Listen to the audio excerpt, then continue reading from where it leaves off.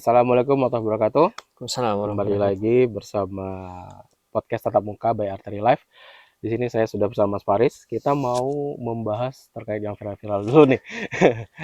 Jadi kita mau membahas terkait bagaimana cara seorang itu untuk melihat prioritas yang pertama, dan kedua bagaimana seseorang itu memanage manajemen pikirannya lah ya, manajemen pikirannya untuk tidak melakukan hal-hal yang melanggar aturan seperti itu.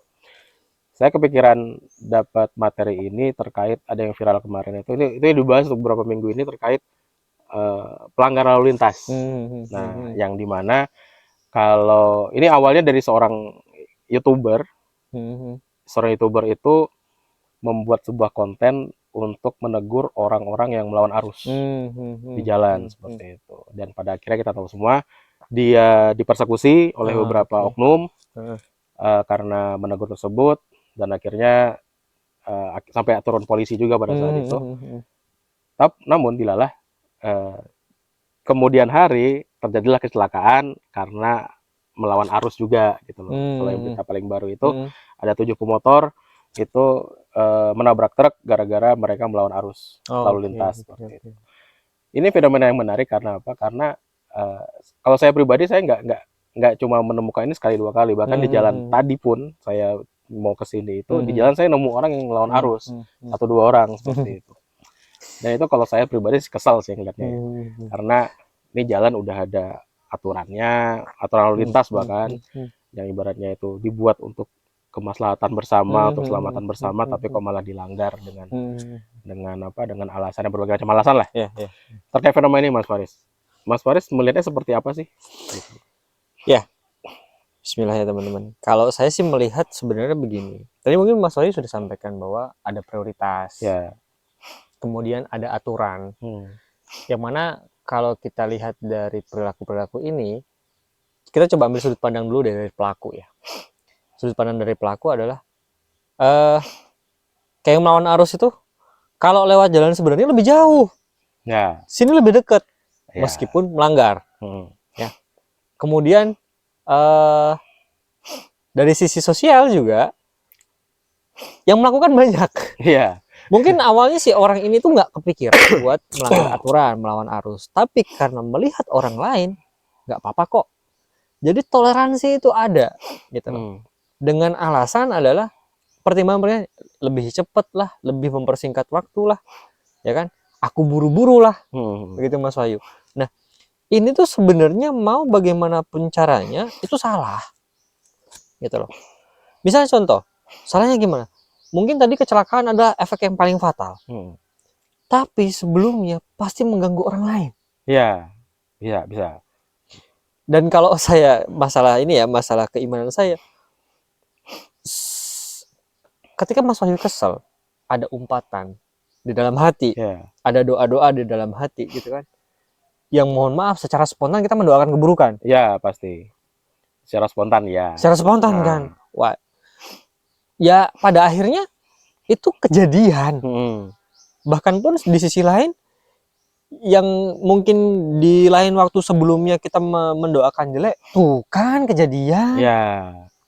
Akhirnya ada merasa bahwa ya emang udah seharusnya lo kena gitu lah. Iya gitu loh. Tapi kita melihat sebagai manusia juga kasihan. Gitu. Lu kayak berita yang terbaru kan Jasa Harja nggak mau ngasih santunan gitu kan, kena tilang lagi.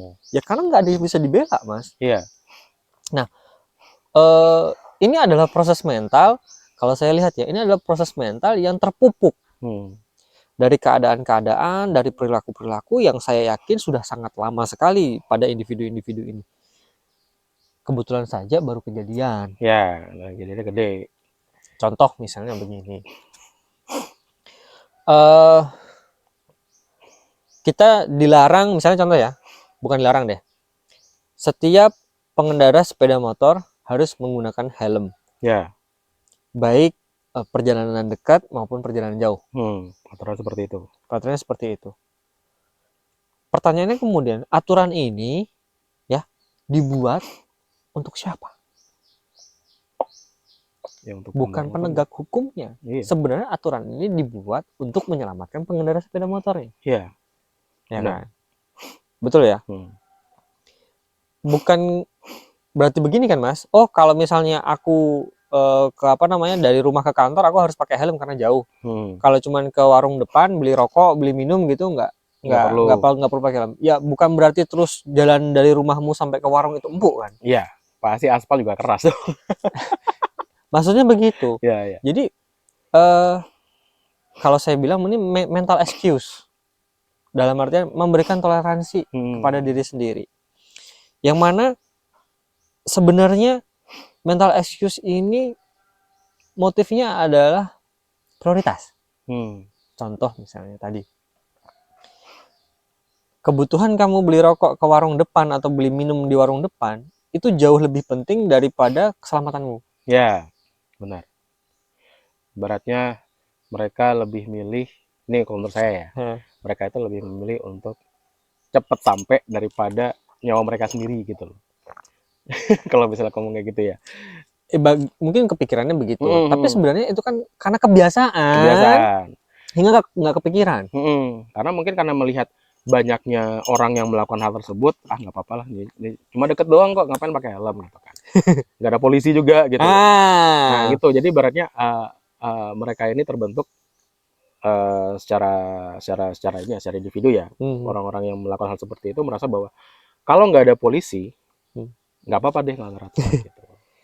Ya, apakah terus ibarat kata nanti poinnya ketika terjadi kecelakaan terus polisi belum tentu tidak datang?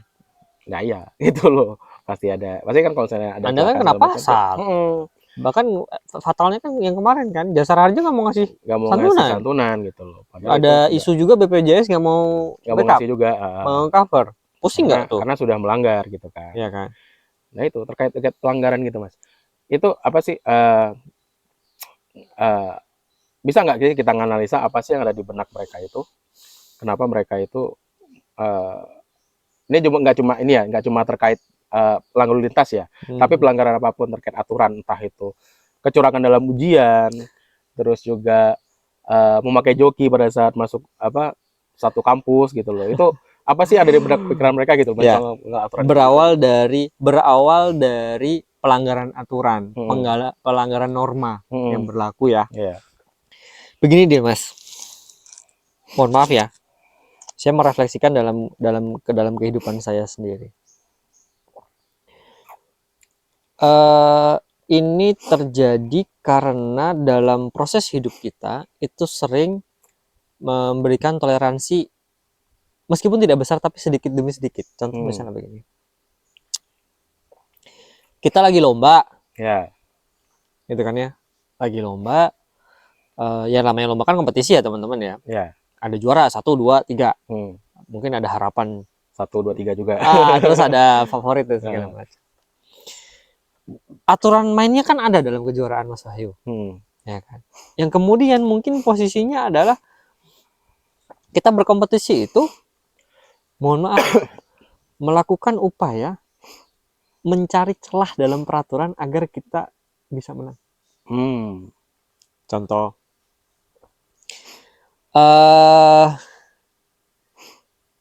misalnya kita lomba lari lah, gitu kan, lomba lari.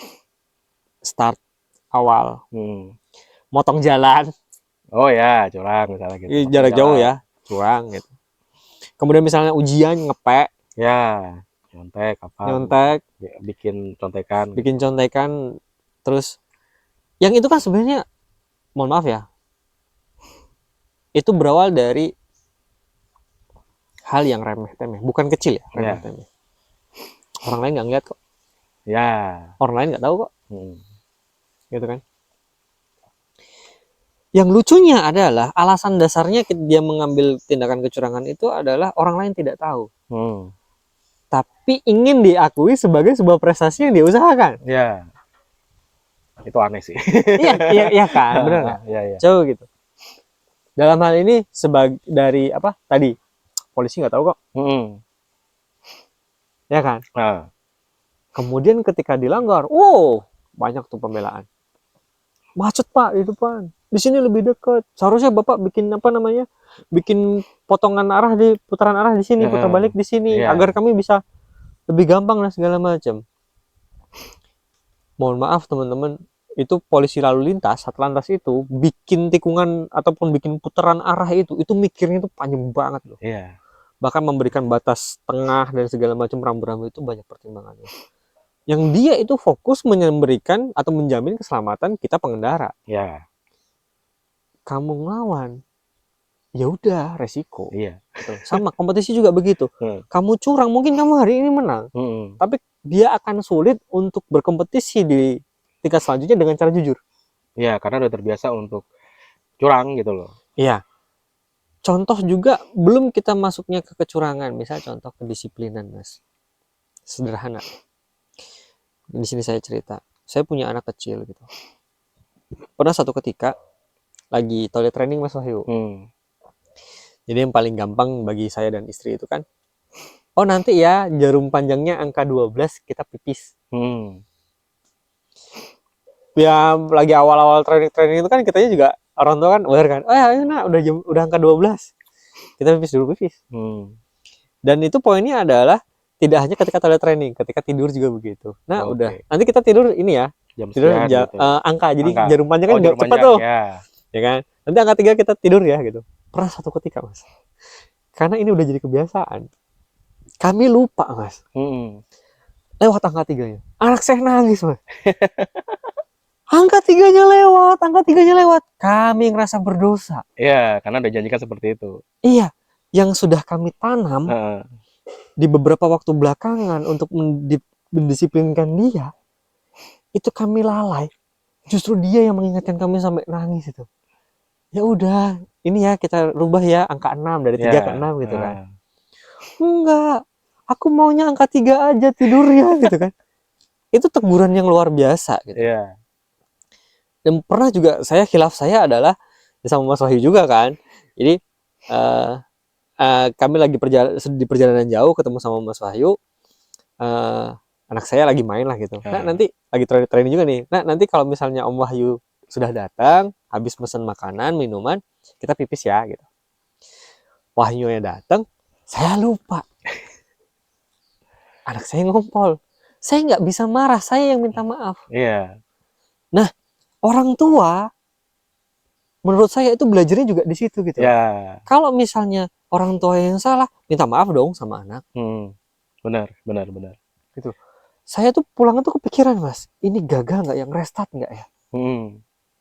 Karena ketika misalnya posisinya saya tidak mengakui minta maaf, kemudian udah nggak apa-apa, gagal kayak trainingnya, bakal jadi kebiasaan bahwa hal ini hal yang bisa toleransi gitu. Nah itu gitu. Termasuk juga ini, mumpung ada objeknya anak saya terkait dengan kedisiplinan, terkait dengan komitmen, aturan yang kita canangkan di dalam keluarga. Ada ritual anak saya itu, kalau misalnya saya keluar itu sekarang itu tidak hanya berpamitan di sampai pintu, tapi ke gerbang depan, Mas Wahyu. Gerbang depan. Nah kebetulan tadi pagi nih saya pamit gitu kan, ayah mau kerja dulu ya gitu ya, nanti dulu temenin main dulu 5 menit.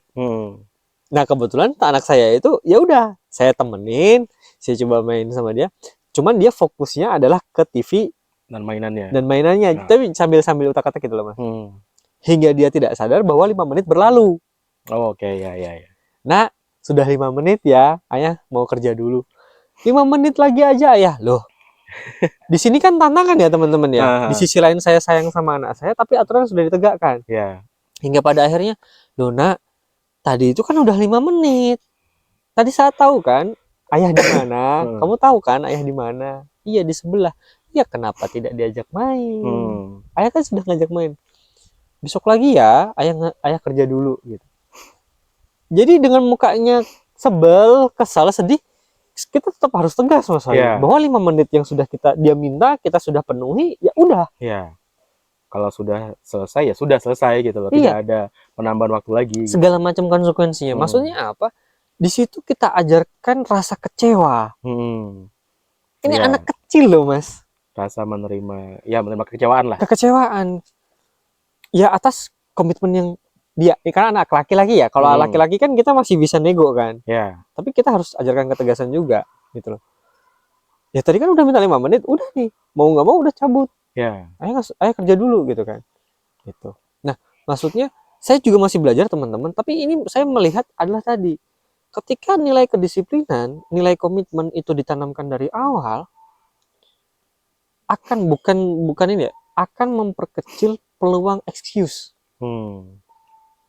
Memperkecil ya peluang apa, nyari alasan lah ya, nyari nah alasan. Itu pembelaan. Kitanya juga harus tegas gitu loh. Nanti mungkin ibu-ibu muda, bapak-bapak muda yang lagi toilet training, ini salah satu pengalaman saya, mungkin tidak relevan bagi semuanya, tapi ini salah satu pengalaman. Kita harus tegas, mainan pakai jarum panjang deh, ataupun pakai momen-momen tertentu yang dia harus lihat gitu loh. Termasuk juga dalam kondisi tidak kita inginkan lah ya Mas Wahyu ya. Jadi pada saat itu anak saya demam, kita lagi training, buang air kecil, buang air besar ke kamar mandi. Saya sama istri sempat bilang gini, dipasangin diapers atau pampers aja nggak ya? Karena kasihan nih, lagi sakit. Kalau kita kasih, berarti kan ngasih toleransi. Ngerestart lagi kita, gitu loh. Ya alhamdulillahnya dalam kondisi demam, dia tengah malam bangun gitu. Untuk Bunda pipis, ya udah kita anterin, meskipun ketika kita pegang badannya itu kita juga sedih gitu loh, ini tuh demam. Gitu loh. Tapi karena itu adalah sebuah aturan, adalah sebuah komitmen yang sudah kita bangun, yang sudah dibangun, ada sebuah konsekuensi yang sudah diberikan, ya sudah, tidak ada toleransi lagi untuk hal itu. Nah maksud saya begini, suka tidak suka, toleransi ataupun kedisiplinan itu kan bawaan rumah Mas. Ini yang saya pelajari ya, gitu loh, bawaan rumah. Ketika misalnya rumah kita itu menjadi tempat yang penuh toleransi, semuanya akan diremehkan lah kalau gitu. Tidak akan pernah ada aturan. Oke. Remehin aturan mungkin ya gitu lah. Ya kan? Karena apa-apa sudah kalau gini doang mah, kalau di rumah nggak apa-apa gitu. Kalau gini doang mah nggak apa-apa. Dan dia akan kaget ketika misalnya di luar penuh dengan aturan. Itu hal yang terjadi rata-rata. Oke teman-teman. Jadi kalau kita itu bisa belajar dari mana aja. Betul. Maka tadi yang cerita Mas Faris terkait bagaimana cara mendisiplinkan anak kecil. Kalau anak kecil saja bisa didisiplinkan seperti itu, kenapa kita orang dewasa enggak gitu loh. Bisa taat aturan gitu, kenapa kita yang orang dewasa itu nggak bisa taat aturan. Masalahnya Mas gini Mas, mungkin di rumah, misalnya nih anak kecil mungkin, atau mungkin lah, masa anak kecil lah, mungkin ada usia SMA lah, usia remaja gitu. Mungkin di dalam rumah dia, keluarganya, orang tuanya ataupun kakaknya itu sudah membuat sebuah aturan. Kalau kamu A, ya kamu harus kayak gini, kalau kamu B harus kayak gini. Ibaratnya disiplin lah. Pulang tepat waktu, makan jam sekian segala macam. Atau yang paling sering itu kan kalau remaja itu kan, kamu jangan yang paling umum, jangan ngerokok. Jangan ngerokok mungkin kayak gitu. Tetapi di luarnya kan kita nggak bisa kontrol nih Mas. Nggak bisa kontrol. Dan kadang-kadang anak tersebut ataupun siapapun itu akan mengikuti aturan yang ada di luar gitu. Itu untuk bisa menanggapi atau mencegah hal tersebut itu gimana Mas? Gini, apalagi anak SMA. Ya. Begini, dari tugas perkembangannya kan dia sedang mengeksplorasi nih, gairahnya, semangatnya, kemudian eksistensi sosialnya, begitulah ya. Tapi sebenarnya begini, rokok ya Mas ya, saya perokok. Gitu. Dulunya, sekarang udah nggak ngerokok. Motifnya adalah eksistensi diri. Tapi poinnya begini, ada teman-teman saya yang tidak merokok, bahkan bisa berhenti merokok. Itu motifnya sederhana. Hingga pada akhirnya aku tahu bahwa ternyata merokok itu nggak baik.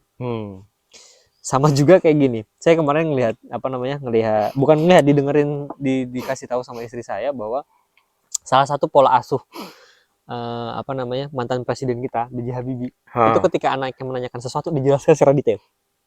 Ya sesuai dengan bidangnya akademisi lah ya. Sekarang begini, anak SMA yang sedang mengeksplorasi, kamu nggak boleh ngerokok. Apa yang ada di benak dia? Kenapa saya dilarang? orang lain ngerokok. Ya kan? Benar kan? Betul kan Mas Wahyu? Yeah. Yang dia posisinya adalah ada faktor pembanding. Di luar banyak excuse. Iya. Banyak hal yang bisa membuat dia sebagai perokok gitu bisa. Iya kan? Entah itu nyoba-nyoba, entah itu ya memang dia tertarik, ataupun bahkan pun mohon maaf yang larang itu bapaknya ngerokok. Ya, kadang-kadang seperti Bapak itu. aja ngerokok, kenapa saya nggak boleh? Ya, kadang-kadang seperti itu. Ya ini adalah mental excuse tadi Mas. Mental excuse yang dimulai dari keluarga. Maksudnya apa?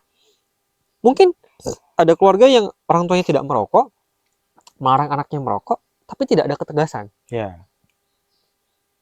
Gitu loh. Sebelum berbicara masalah ketegasan, tidak ada proses berpikir. Ya. Oke.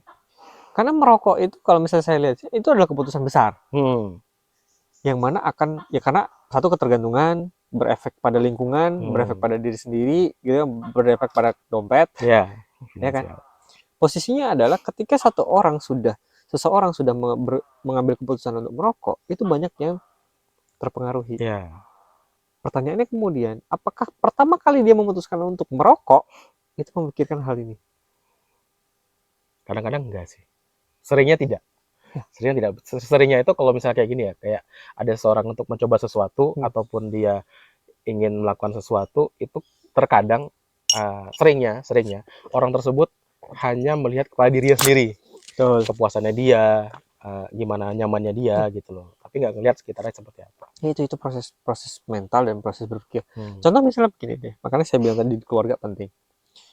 Ketika seorang ayah mengambil keputusan, apakah keputusan sepihak yang dia ambil? Ya. Ketika ibu mengambil keputusan, apakah keputusan sepihak yang diambil oleh ibunya? Maksudnya apa? Kita sebagai seorang anak itu kan mempelajari segala hal itu kan dari ayah dan ibu ya. Dan posisinya juga begini. Saya tidak menyalahkan ayah ibu ya dalam hal ini ya, tapi poinnya aja kita jadi belajar. Apakah ketika seorang ayah mengambil keputusan, oke nak, misalnya contoh begini nih, bukan norma ya, mayoritas sekarang seperti ini. Ada seorang anak laki-laki, dia sudah SMA, usianya belum cukup untuk memiliki SIM, tapi minta motor. Oh ya, itu banyak fenomena seperti itu. Ya, silakan. Nah, kemudian dengan segala macam argumennya, dengan segala macam usahanya, dobrak pintu dan segala macam, akhirnya dibelikan. Ya. Dan ayah dan ibunya membelikan tanpa alasan. Saya berterima kasih sama ayah saya bahwa saya sempat pada di fenomena ini.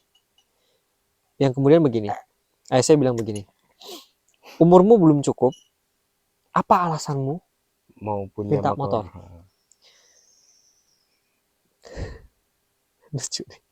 Jadi rumah saya dengan sekolah saya pada waktu itu jaraknya kurang lebih sekitar 25 kilo. Kalau naik angkutan umum itu harus pindah 2 kali. Ya. Jauh lah gitu ya. Jauh. Ujung ke ujung itu. Dan saya ditanya alasan paling logis oleh ayah saya, apa alasanmu butuh sepeda motor? Padahal secara kenyataan itu sudah jauh sekolahnya. Tapi minta alasan lebih logis lagi. Itulah proses berpikir yang diajarkan oleh ayah saya. Kemudian apa yang akan kamu lakukan dan apa yang akan kamu usahakan sebelum motor ini datang? Sebelum ayah belikan motor. Mohon maaf. Setahu saya dulu itu SIM itu bisa dimiliki anak usia 16 tahun. Ya. Mohon maaf nih ya. Saya nembak SIM. Saya harus jujur. Ya. Agar saya ngikuti regulasi. Ya. Yang penting punya SIM gitu kan. Ya. Dan SIM itu adalah tiket untuk bisa beli motor, untuk bisa naik motor. Sebagai legalitas saya bisa membawa kendaraan bermotor. Ya. Maksudnya apa? Di sini ada cara ayah saya yang salah bahwa berupaya mendapatkan SIM. Meskipun sebenarnya tinggal nunggu berapa bulan tuh. Ya, untuk cukup umurnya. Cukup umur gitu kan. Ya, tapi ya udahlah. Tapi poinnya adalah proses berpikirnya, Mas. Apa alasan logis ayah, bapak membelikan kamu sepeda motor? Analisa minimal begini, analisa keuangan. Kamu naik angkot berapa? Kalau dikalikan PP 4 kali kan, 4 kali Iya. naik angkot berapa, bensin berapa, Dikalkulasikan semua itu. dikalkulasikan Mas. Dikalkulasikan semuanya. Jadi saya tipe anak yang diasuh dengan proposal. Jadi Oke. minta itu tuh nggak bisa terus ya Dikasih. minta beli apa namanya waktu itu ya, minta beli motor, minta beli HP, minta beli laptop. Itu bukan yang dikasih berdasarkan karena ayah saya tahu kebutuhan. Oh, ini ya memang butuh HP. Oh, ini memang butuh laptop. Ayah saya nggak kayak gitu. Maksudnya apa? Alasan dibalik keputusan itu saya harus kuat secara argumentatif. Oke, kenapa kamu beli HP ini? Kenapa kamu beli laptop ini? Ya, mereknya ini. Speknya itu. Mereknya ini, speknya ini, gitu. Bahkan saya memprediksi, kira-kira menurutmu laptop ini bertahan berapa lama? Oke. Sampai kapan bertahannya? Ya, gitu. Karena zaman kuliah ya, minta beli laptop tuh saya di semester 1. Gitu kan ya, semester 1. Ya prediksi saya kan kuliah 8 semester, berarti 4 tahun, which is 8 tahun. Saya nanya, sampai kamu lulus laptop ini bisa bertahan nggak? Ibaratnya selain kita minta beli, kita juga harus tahu akar kenapa kita minta apa, ibaratnya minta dibelikan laptop apa segala macam. Kita harus tahu gitu loh, kenapa alasannya seperti itu. Sesuai nggak dengan kebutuhanmu? Ya benar. Karena setelah itu, karena bapak saya bilang, kamu sekali aja saya belikan laptop. Rusak di tengah jalan urusanmu. Oke. Ya. Yang paling gampang adalah kalkulasi materi ya dalam hal ini ya, kepentingan dan materialistik. Ya barang-barang begitu kan barang-barang investasi. Jadi ayah saya itu selalu mengajarkan bahwa tahan selera, pahami kebutuhan. Ya. Karena kalau kita ngikutin selera terus, yang ada malah boncos nanti. Ya, karena ayah saya juga bukan orang-orang kaya gitu loh. Ya cukup lah. Jadi kami itu reasoning behind the decision itu loh. Alasan dibalik keputusan itu harus kuat. Dan itu yang membuat saya bangga sih. Dan saya yakin banyak momen-momen penting di keluarga teman-teman juga yang lain. Tapi poinnya adalah kita coba ambil keputusan-keputusan orang tua kita yang mungkin rasanya berat kita lakukan pada zaman itu, pada saat itu. Tapi maksudnya ini loh. Iya. Jadi itu benar. Jadi ibaratnya kayak aturan-aturan kayak gitu mungkin di awal tuh sakit. Oh iya awalnya Mas, sakit, sabar-sabar tuh sakit. Gitu loh. Anak muda ya yang teman-teman yang lain bawa motor, gue masih naik angkot. Iya. Ibaratnya pengen lah gitu naik motor mana-mana. Gitu, nongkrong dan segala macam. Karena anak usia perkembangannya begitu ya. Iya, benar. Nah, poinnya adalah menariknya adalah ketika saya kecelakaan, orang tua saya nggak mau tahu. Iya, karena itu udah keputusanmu untuk meminta sebuah sepeda motor gitu kan. Nah, gitu. Jadi masuk rumah sakit, saya di rumah sakit ketangkap polisi, orang tua cuma telepon. Udah selesai belum? Udah sejauh mana? Aman nggak? Iya. Benar. Ya karena itu adalah sebuah konsekuensi. Iya. Ada sebuah konsekuensi apa yang kita inginkan adalah sebuah konsekuensi. Saya ingat itu pada saat saya zaman baru pertama kuliah di Jogja tahun 2010 itu pas ada Merapi. Kita baru kuliah berapa bulan? Apalagi saya di UI, ibaratnya itu yang ring 3, ring satunya Merapi itu ya di UI gitu. Itu udah keputusan saya untuk kuliah ke Jogja. Bapak saya udah mendukung, bapak saya malah ngomong, yaudah kamu kuliah Jogja aja biar kamu tahu gimana rasanya dunia. Pada saat saya Merapi meletus tanggal 20 November itu, semua teman-teman saya yang saya ikut ngungsi, anak-anak kosan, itu ditelepon sama bapaknya. Di telepon ada yang bapaknya nangis-nangis, ibunya nangis-nangis, bahkan dia juga nangis-nangis untuk kamu gimana, aman nggak gini. Nah, suatu kali pada saat itu saya yang nelpon bapak saya, bukan ditelepon. Padahal berita itu udah banyak banget. Ya. Saya nelpon bapak saya itu pun pagi, bukan di jam tengah malam itu nelpon pagi. Bukan di event meletusnya itu ya. Meletusnya, setelahnya, besok paginya saya telepon, Pak, ini Merapi meletus. Oh iya, ada beritanya. Kamu gimana? Udah ngungsi? Udah. Di mana? Di sini. Aman nggak? Aman. Udah selesai. Karena apa? Karena bapak saya berpikir bahwa seperti ini. Kamu kuliah di Jogja yang dekat sama sebuah gunung yang akan meletus. Itu konsekuensi kamu. Ya, kalau kamu bisa bertahan di situ, ya udah, selesaikan aja di situ. Gitu. Dalam artian tidak yang lebay, tidak yang yang berlebihan, khawatir berlebihan gitu. Dan saya juga pada saat itu, saya juga khawatir karena ini baru pertama kali saya kena yang namanya gunung meletus ya. Karena saya hidup di Riau itu emang gak ada gunung sama sekali. Itu saya belajar bahwa ini adalah konsekuensi yang sudah saya yang udah saya pilih gitu loh, untuk berkuliah di Jogja yang ibaratnya ada Gunung Merapi, ada ibaratnya mohon maaf potensi untuk gempanya itu tinggi, untuk bencana alam ya. Iya. Atas bawah lah. Atas bawah lah. Konsekuensi itu yang ibaratnya yang buat saya belajar bahwa setiap pilihan yang sudah kita ambil itu mempunyai konsekuensi masing-masing.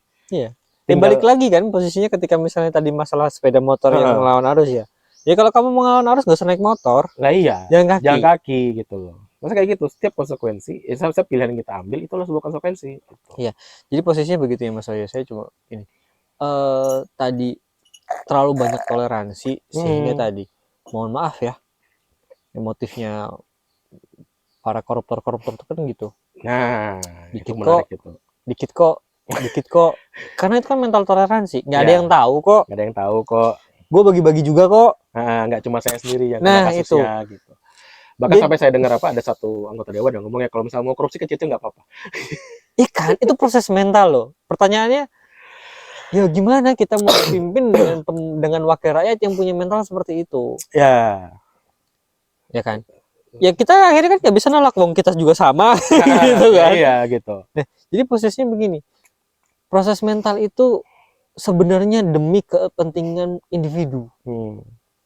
Ketika kemarin kecelakaan beruntun 7 orang, ya proses mental itu berarti individunya proses mentalnya sama. Iya. Gitu. Yang justru malah, mohon maaf, yang baik itu nanti jadi oknum, Mas. Iya. Karena mayoritas sudah melakukan hal itu gitu kan? loh. Jadi, pokoknya mohon maaf ya, ya ini kritikan kami lah. Mau korban berapa banyak lagi? Iya, benar. Anda mau merugikan berapa orang lagi? Bahkan begini, iya kalau yang kecelakaan itu hanya Anda karena keputusan Anda melanggar aturan.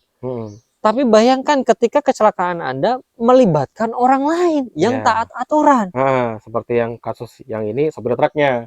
Iya kan, bawa ya dia lagi kerja, kerjaannya kan jadi repot. Mohon maaf juga nih, saya baru inget truk di Jawa Timur. Mohon maaf teman-teman, saya singgung nih ya.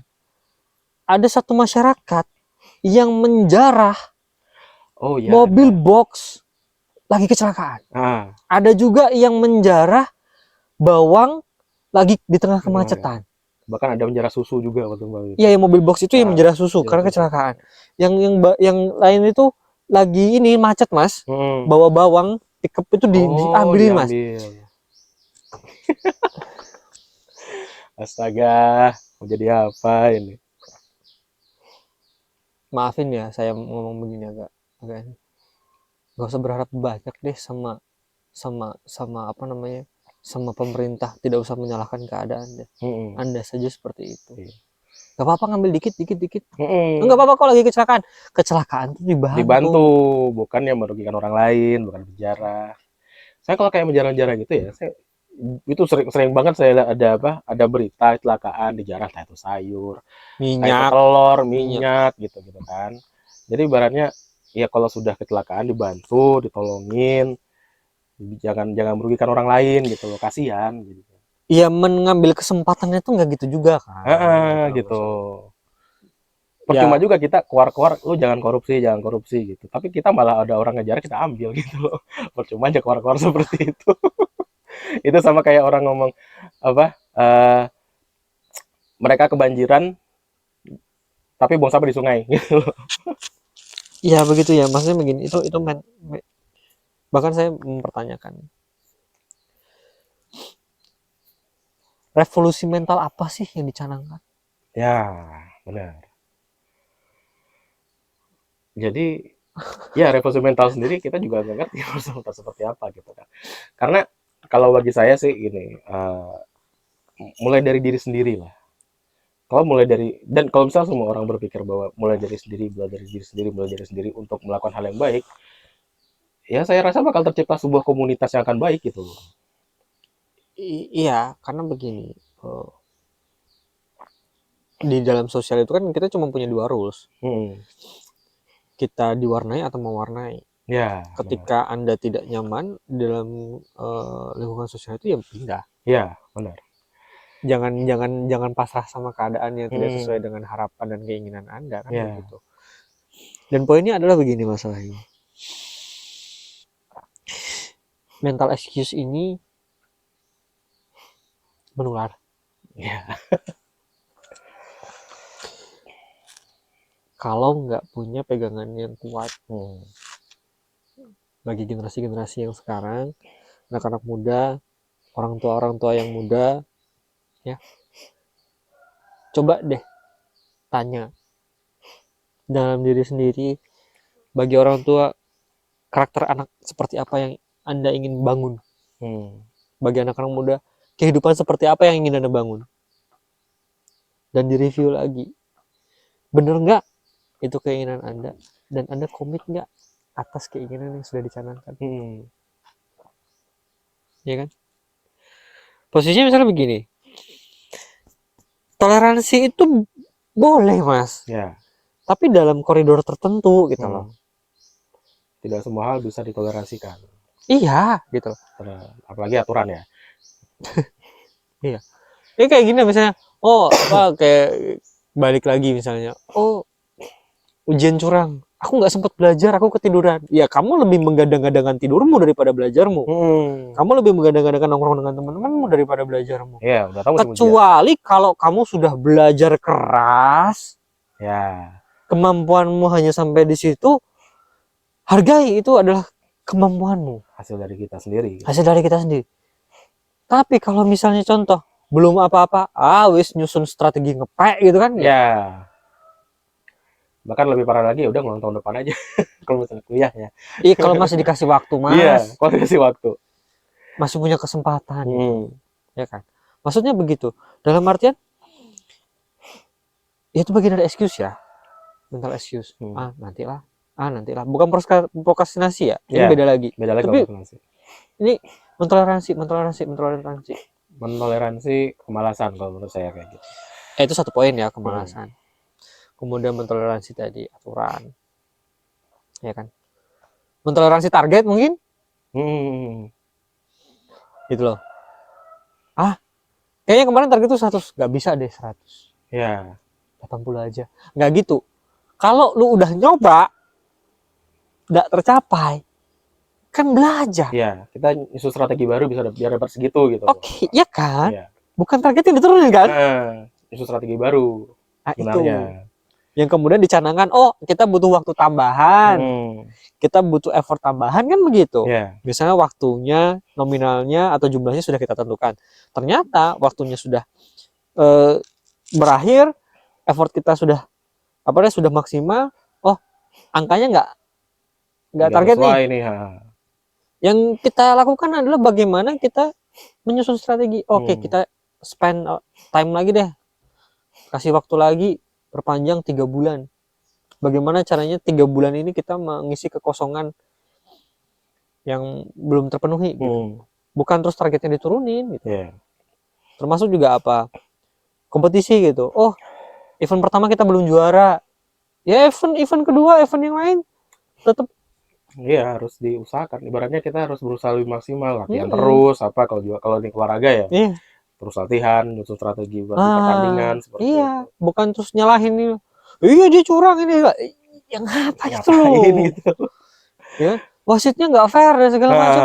Ya nggak mesti gitu juga kan gitu loh. Toh ibarat kata, meskipun itu wasitnya tidak fair, ya itu kan urusan penyelenggara. Tapi kamu melakukan tetap pol-polan gitu, maksimal mungkin gitu loh.